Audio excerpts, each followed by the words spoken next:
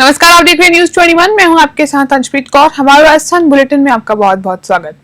Udaipur PMC विद्यालय के निर्माणाधीन भवन हादसे के बाद शिक्षा मंत्री मदन दिलावर ने बड़ा निर्णय लिया है। अब शिक्षा विभाग में शिक्षक या कृषि अधिकारी को अभियंता का कार्य नहीं सौंपा जाएगा। उन्होंने साफ निर्देश दिए हैं कि गुणवत्ता से समझौता किसी भी कीमत पर बर्दाश्त नहीं होगा।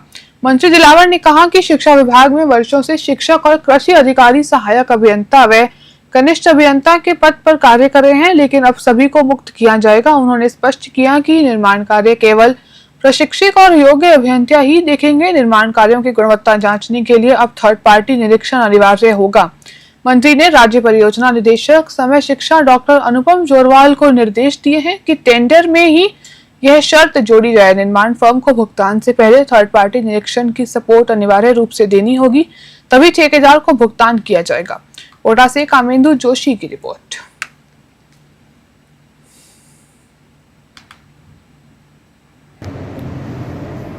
देखो, हमने हमारी जो स्टेट की परियोजना अधिकारी है उसको कहा है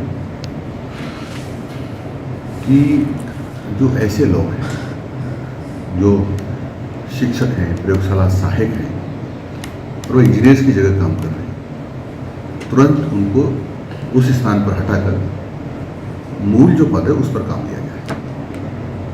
इसी प्रकार से कृषि विभाग के अधिकारी जो निर्माण कार्य में लगे हैं, जैसे पीडब्ल्यू के अधिकारी काम करते हैं वैसे निर्माण कार्य वो भी कर रहे हैं, तो वो योग्यता नहीं रखते हैं। इसलिए ऐसे लोगों को भी वहाँ से हटाया जाए और उसकी जगह पर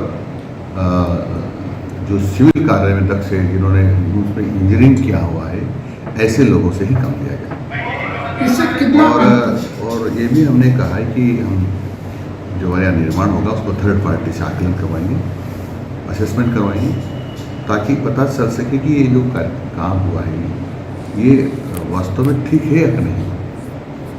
इससे कितना अंतर आप मानते कि आएगा, क्योंकि अभी जितने भी भवन बने उसमें कहीं न कहीं कमियां रह गई, कई बार हादसे भी हुए हैं। देखो हादसे तो कोई रोकना चाहे तो कई बार नहीं रोकते हैं, परंतु हमारी तरफ से हमको पूरी सावधानी बरतनी चाहिए कि हादसे ना हो। क्योंकि आपने देखा हवाई जहाज अस्पताल के ऊपर गिर गया, तो ऐसे कुछ हादसे ऐसे जो हमारे हाथ में नहीं है, वो तो भगवान के हाथ में है। लेकिन हमारा विभाग ये पूरी कोशिश करेगा कि ठीक निर्माण हो, क्वालिटी ठीक हो और जितनी उसकी अवधि अधिकतम अवधि हो।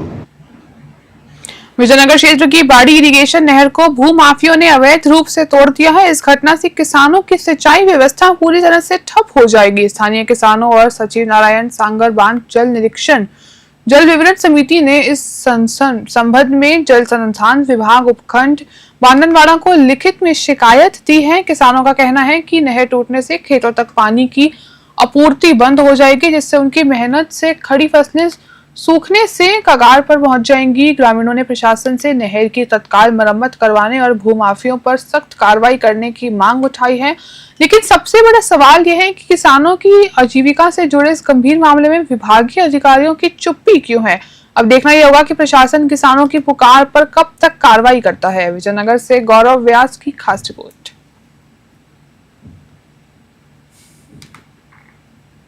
सर, ये क्या मामला है पूरा? और एक पुरानी नहर की जमीन के बारे में कोई मामला आया है, जिसका मौका देखा गया है और इसके सीमा ज्ञान के लिए शीघ्र कार्रवाई की जाएगी। तो सर आगे मतलब कार्रवाई अब होगी? अभी तो कोई कार्रवाई नहीं हुई है सर इसमें। अभी सीमा ज्ञान कराएंगे तब देखते हैं, आगे की कार्रवाई तभी कर पाएंगे। क्या मामला है आपका, आप क्या कहना चाह रहे हो? ये नहर है, ये नहर यहाँ से आ रही है, आगे से ये सीधी नहर, ये भरी हुई है नहर भरती है। अभी 5 दिन पहले खुली थी, अभी भरी कल परसों। तो आपने किसी को शिकायत करी क्या? शिकायत तो भेजी है हमने काका के, और हमने रात में फोन किया तो आई, काका को बुलाया, काका फोन किया, काका फोन करने के ऊपर शिकायत की। शिकायत में कोई कार्रवाई नहीं हुई क्या? अभी तक तो नहीं हुई है। सर ये क्या मामला है? हनुमानगढ़ जिले के नौहर उपखंड के गांव टोपरिया में ग्रामीणों को एक बड़ी सौगात मिली है। अब यहां से हर रोज जयपुर, दिल्ली, बीकानेर और हरिद्वार के लिए बस सेवा शुरू हो गई है। इस फैसले से आसपास के 12 गांवों के लोगों में खुशी की लहर दौड़ गई है। गांव टोपरिया के मुख्य बस स्टैंड स्थित शिव मंदिर के पास सोमवार को बस बुकिंग कार्यालय का शुभारंभ किया गया। गणमान्य नागरिकों ने रिबन काटकर इसका उद्घाटन किया। इस मौके पर ग्रामीणों ने इसे किसी उत्सव जैसा दिन बताया। अब तक बड़े शहरों के लिए सीधी बस सुविधा न होने से ग्रामीणों को भारी दिक्कतों का सामना करना पड़ता था, लेकिन अब हर रोज दिल्ली, जयपुर, बीकानेर और हरिद्वार के लिए बस सेवा मिलने से सभी बेहद उत्साहित हैं।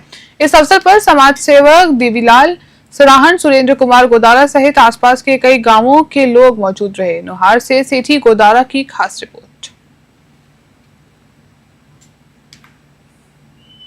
राजगढ़ के राजकीय प्राथमिक चिकित्सा केंद्र धमरेट में पिछले 3 वर्षों से खस्ताहाल कट्टरों की समस्या का समाधान आखिरकार हुआ।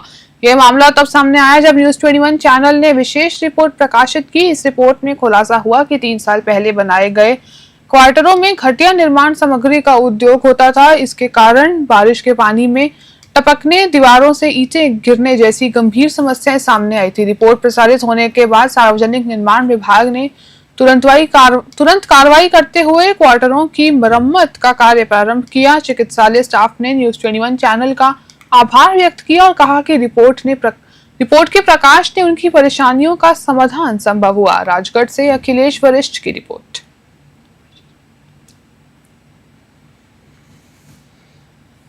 अजमेर शहर में बढ़ती आपराधिक घटनाओं को लेकर युवा कांग्रेस ने एसपी वंदिता राणा को ज्ञापन सौंपा। युवा कांग्रेस जिलाध्यक्ष मोहित मल्होत्रा ने बताया कि हाल ही के दिनों में चोरी, लूटपाट, मारपीट और मादक पदार्थों की तस्करी जैसी घटनाओं में लगातार इजाफा हो रहा है, जिससे आमजन में भय और असुरक्षा का माहौल बन गया है। उन्होंने कहा कि पुलिस को गश्त बढ़ाने, संवेदनशील क्षेत्रों में विशेष निगरानी रखने और असामाजिक तत्वों पर कड़ी कार्रवाई करने की आवश्यकता है। एसपी वंदिता राणा ने आश्वस्त किया कि पुलिस प्रशासन अपराध नियंत्रण हेतु ठोस कदम उठाएगा। अजमेर से सीताराम गहलोत की रिपोर्ट। पुलिस अधीक्षक मैडम को हमने आज यहाँ पर ज्ञापन सौंपा है। युवा कांग्रेस की मांग है, जिस तरीके से शहर के अंदर कुछ दिन पूर्व रामगंज के अंदर जो खूनी संघर्ष हुआ, उसके बाद में हाल ही 3 दिन पहले ऊसरी गेट चौकी से मात्र 10 कदम दूर जो महिला के साथ में खींचते हुए उसके पर्स, मोबाइल और ये सब चीज़ें खींचते हुए जो लुटेरे लेकर गए, शहर के अंदर जिस तरीके से अलग अलग जगह, कभी सिविल लाइंस के अंदर, कभी कृष्णगंज के अंदर, कभी रामगंज के अंदर जो आपराधिक गतिविधियाँ हो रही है, और जो थाना है, थाने के मात्र कुछ कदमों दूर ये गतिविधियाँ हो रही है, तो जो आपराधिक किस्म के जो लोग हैं उनके हौसले कितने बुलंद हो रखे हैं कि वो पुलिस प्रशासन से नहीं डर रहा। तो युवा कांग्रेस ने आज हमारी पुलिस अधीक्षक मैडम को ज्ञापन सौंपा और हमारी ये मांग है कि आप ऐसे कड़े निर्देश निकालें कि जिस तरीके से जब शहर के अंदर कोई बड़ा नेता, बड़ा मंत्री जब शहर में आता है और पुलिस अधीक्षक मैडम खुद, कलेक्टर साहब खुद जब उनके आओ भक्ति में लगे हुए रहते हैं और ये उनकी कार्यप्रणाली होती है कि राजी राजी सब अधिकारी, सब मंत्री आएँ और राजी राजी चले जाएँ, तो इस तरीके के कोई कड़े निर्देश निकले कि पुलिस अधीक्षक मैडम। जयपुर के महेशनगर और शिप्रापत थाना क्षेत्र में चेन स्नैचिंग की हालिया घटनाओं का डीसीपी राजश्री राज ने खुलासा किया है। आरोपियों ने महिलाओं की आंखों में मिर्ची पाउडर डालकर चेन चपटने की वारदात को अंजाम दिया। पीड़ित आलोक खंडेलवाल ने बताया कि उनकी माताजी मंदिर से लौट रही थी। गली के मोड़ पर एक लड़के ने उनकी आंखों में मिर्ची पाउडर फेंका और गले में पहनी सोने की चेन तोड़ ली। उसी समय दूसरा लड़का मोटरसाइकिल पर आया और पहले वाले आरोपी को लेकर वहां से फरार हो गया। अधिकारियों का कहना है कि लूटी हुई चेन के संबंध में पूछताछ जारी है और मामले में आगे की कार्रवाई में भी तेजी की जा रही है। जयपुर से आलिम खान की रिपोर्ट।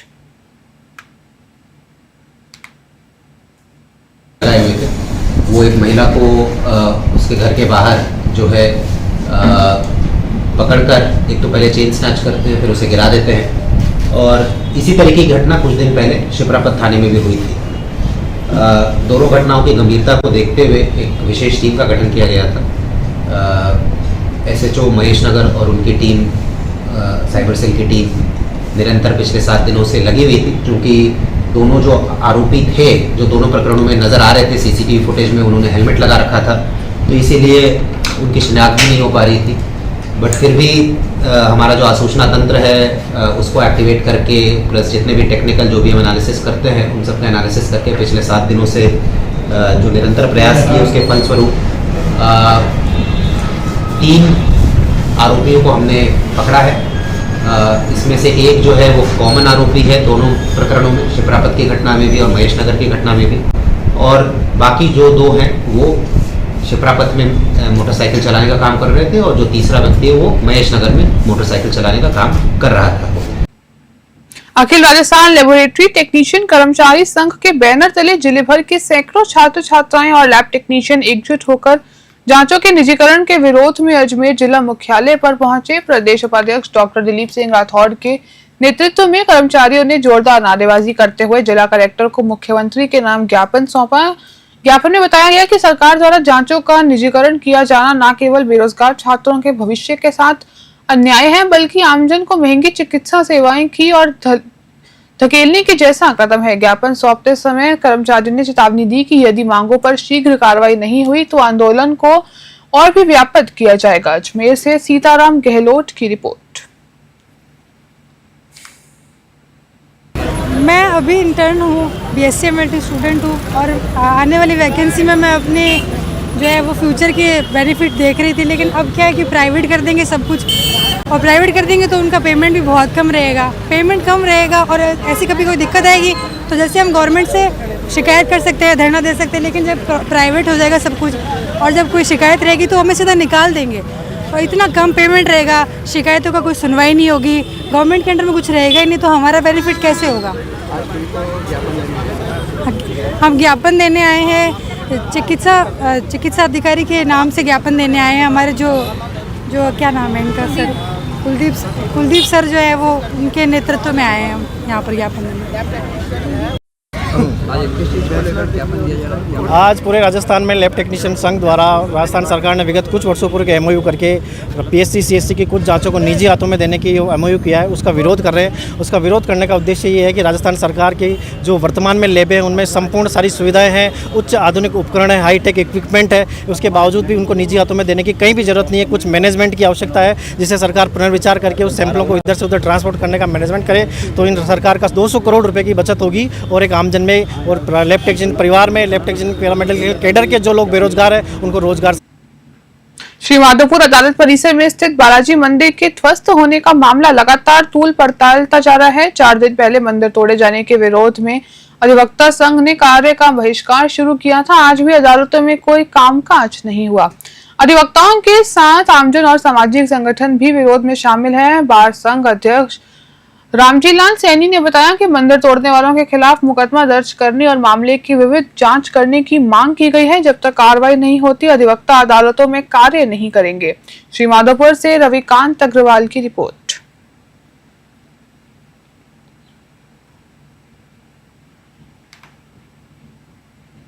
अराई क्षेत्र के निकटवर्ती ग्राम दगदिया के किसानों ने वर्ष 2024 में फसल खराब की बीमा राशि या मुआवजा राशि का भुगतान नहीं होने पर उपखंड अधिकारी नीतू मीणा को ज्ञापन सौंपा है।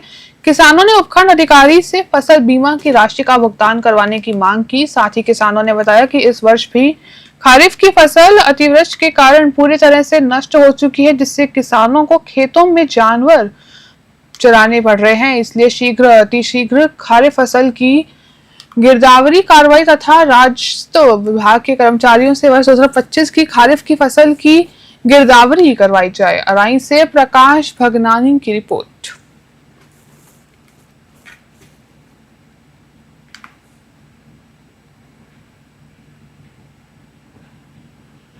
संचौल में किसानों का धरना 7वें दिन और उग्र हो गया है। किसानों ने रैली निकालकर हाईवे पर टायर जलाए और इसके बाद ADM कार्यालय पहुंचे। ADM के अनुपस्थित होने पर किसान और आक्रोशित हो गए। अंततः तहसीलदार मौके पर पहुंचे और किसानों का ज्ञापन लिया।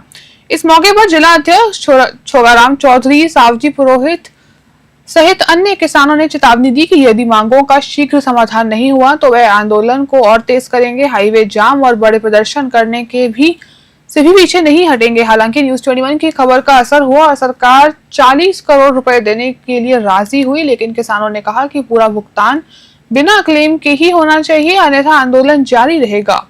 चितलवाना से सवाई सोनी की रिपोर्ट। फलौदी जिले के बाप क्षेत्र की किशोरियों ने टोंक जिले के पीपल ब्लॉक के नीचे दिवसीय शैक्षणिक भ्रमण किया। इस दौरान उन्होंने स्थानीय युवा सलाहकार प्रशिक्षक की किशोरियों ने संवाद किए और शिक्षा, स्वास्थ्य एवं सामाजिक सुरक्षा से जुड़े अनुभव साझा किए। शिव शिक्षा समिति रणौली और वोपन सर्वे के सहयोग से संचालित एजुकेशन परियोजना के तहत यह भ्रमण आयोजित किया गया। परियोजना अधिकारी सीताराम शर्मा ने बताया कि सपनों की उड़ान परियोजना में 6000 किशोरियों के साथ जीवन कौशल, शिक्षा, यौन और प्रजनन, स्वास्थ्य अधिकार, वित्तीय संरक्षक और पर कार्य किया जा रहा है। संस्था सचिव डॉक्टर शिवजीराम यादव ने परियोजना के विभिन्न पहलुओं के बारे में जानकारी दी। इस भ्रमण के दौरान किशोरियों ने पुष्कर के धार्मिक स्थल, जयपुर के तारामंडल, city park, Ramniwas Bagh, WTP, Khatu Shyam ji व सालासर बालाजी के दर्शन किए। युवा सलाहकार परिषद की अध्यक्ष वसुंधरा प्रजापत ने बताया कि अलग अलग गांवों से आए 20 किशोरियों के समूह का प्रतिनिधित्व 6000 किशोरियों द्वारा किया जाता है। टॉक से ब्रिजेश परिवड़ल की रिपोर्ट।